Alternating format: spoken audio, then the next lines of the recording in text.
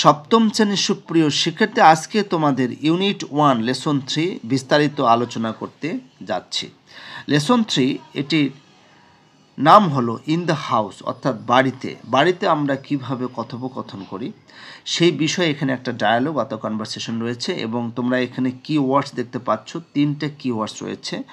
মোপ, এই মোপটা এখানে ভি অর্থাৎ ভার্ব হিসেবে ব্যবহার হয়। এই মোপের বাংলা অর্থ হলো ঝাড়ু দেওয়া।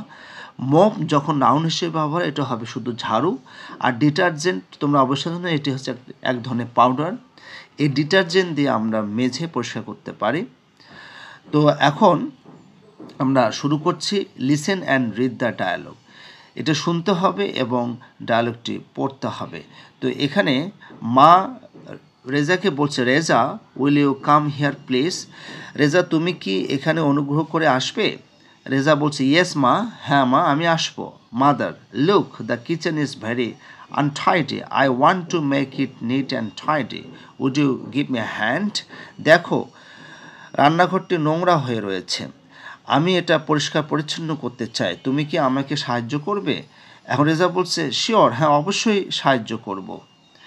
Mother, could you take the pots and plates from the table and put them in the cupboard.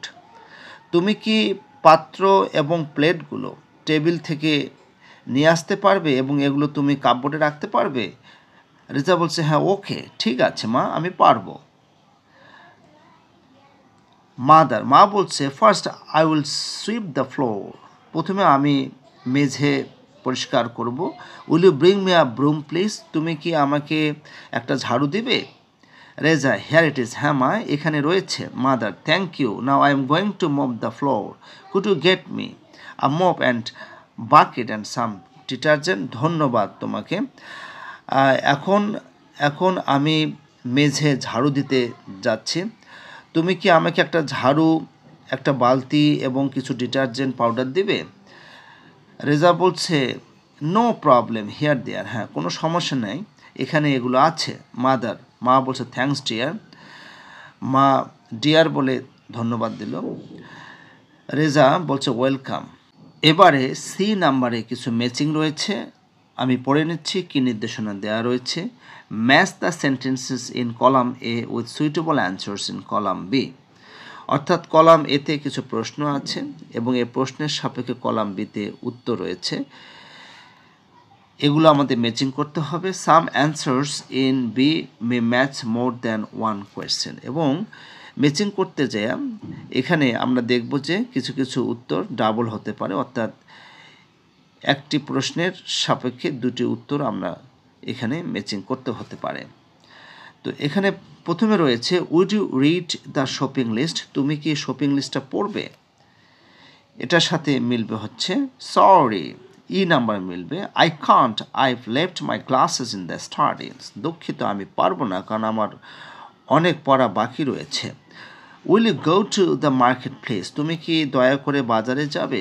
এটার সাথে মিলবে A number certainly I will do it, হ্যাঁ অবশ্যই আমি যাব।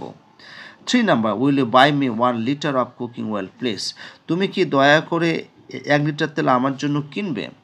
3 নাম্বারটা মিলবে হচ্ছে ওকে ঠিক আছে, হাউ মাছ, কিন্তু কতটুকু কিনবো? 4 নাম্বার হচ্ছে would you buy me some rice, তুমি কি আমার জন্য কিছু চাল কিনবে? এটা 8 নাম্বারে মিলবে ওকে হাউ মাছ, হ্যাঁ ঠিক আছে কিন্তু কতটুকু কিনবো? উড ইউ নিড সাম মানি, তোমার কি কিছু টাকার প্রয়োজন হবে? এটা মিলবে জি নাম্বার, হোয়াট ফর, কিন্তু কিসের জন্য আমার টাকার প্রয়োজন হবে? উড ইউ লাইক সাম টি, তুমি কি চা খেতে পছন্দ করবে? 6 নাম্বার সাথে মিলবে হচ্ছে F number, yes I'd love to, হ্যাঁ আমি খেতে পছন্দ করব। Will you switch on the TV please, তুমি কি দয়া করে টেলিভিশনটি চালু করবে? এটা মিলবে হচ্ছে হোয়াই, রিনা ইজ ওয়াচিং, কেন রিনা তো দেখছে।